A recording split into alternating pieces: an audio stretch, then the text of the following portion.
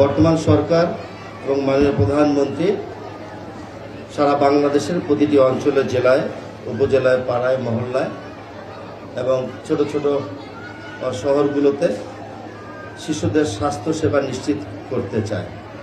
এটা হলো মাননীয় প্রধানমন্ত্রীর একটা রাজনৈতিক অঙ্গীকার বা নির্বাচনের আগে। শিক্ষা, বাসস্থান, বিএনপি এটাকে প্রতিশ্রুতি দিয়েছিল এবং শুধু প্রতিশ্রুতি নয়, এটা বাস্তবায়ন করার জন্য উনি অতি দ্রুত সময়ের মধ্যে ইতিমধ্যে অনেকগুলো বাস্তবায়ন করেছেন। তার মধ্যে যেমন ফ্যামিলি কার্ড আছে, কৃষক কার্ড আছে, তারপরে মানুষের স্বাস্থ্যের জন্য যেই কাজগুলো করার দরকার, যেখানে যেখানে হসপিটাল নেই, আমাদেরকে ইতিমধ্যে নির্দেশ দিয়েছে যে মানুষের স্বাস্থ্য সেবার জন্য, চিকিৎসা দেওয়ার জন্য ছোট ছোট হসপিটাল কিংবা তোমরা তো সিটি কর্পোরেশনের দায়িত্বপ্রাপ্ত আছো, তোমরা নগর স্বাস্থ্য কেন্দ্রকে একটু গুরুত্ব সহকারে নগর স্বাস্থ্য কেন্দ্রকে তোমরা করতে পারো। তা আমি আমাদের যদি স্বাস্থ্য কর্মকর্তা আছে ওনার সাথে অফিসে প্রতিদিন কথা হয়। আজকে আমি এই উদ্বোধন অনুষ্ঠানে ওনাকে বলবো আমাদের ঢাকা উত্তর সিটি কর্পোরেশনের আওতাধীন যতগুলো নগর স্বাস্থ্য কেন্দ্র আছে কিংবা নেই, কি অবস্থায় আছে, আপনি খুব দ্রুত একটা চেক আউট করে আমাকে দিবেন। আমি আপনার সাথে কথা বলে এটাকে সচল করার চেষ্টা করব, যাতে নগরে থাকা আমাদের স্বাস্থ্যসেবা নেওয়ার জন্য যাতে তাদেরকে আরো সহজ করা যায়।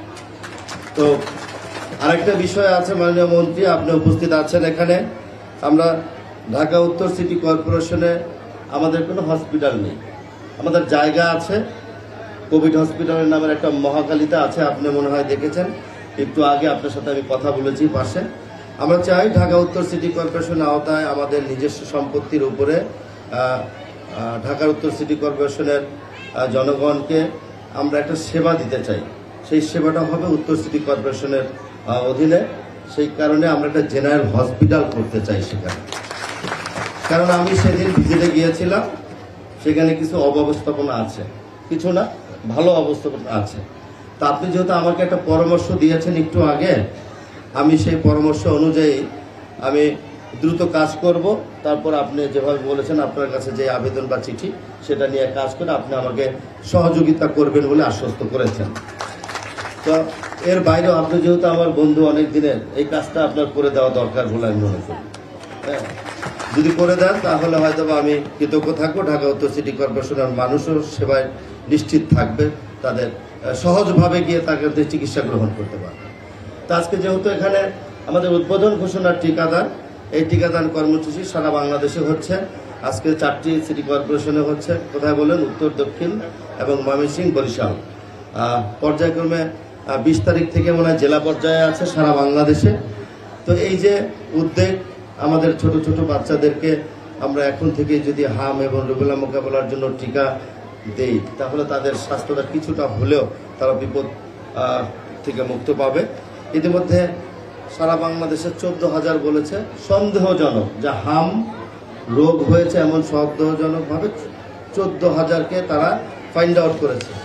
এর মধ্যে পরীক্ষা নিরীক্ষা শেষে 10,000 অলরেডি বাড়ি ফিরে চলে গেছে, আলহামদুলিল্লাহ। তো মূল হাম রোগী হলো প্রায় 2,500, 2,000 সামথিং, 400-500। তো এটা ইয়ের মধ্যে আছে, এখনো আমাদের এটা ম্যাসিভ আকার হয়নি।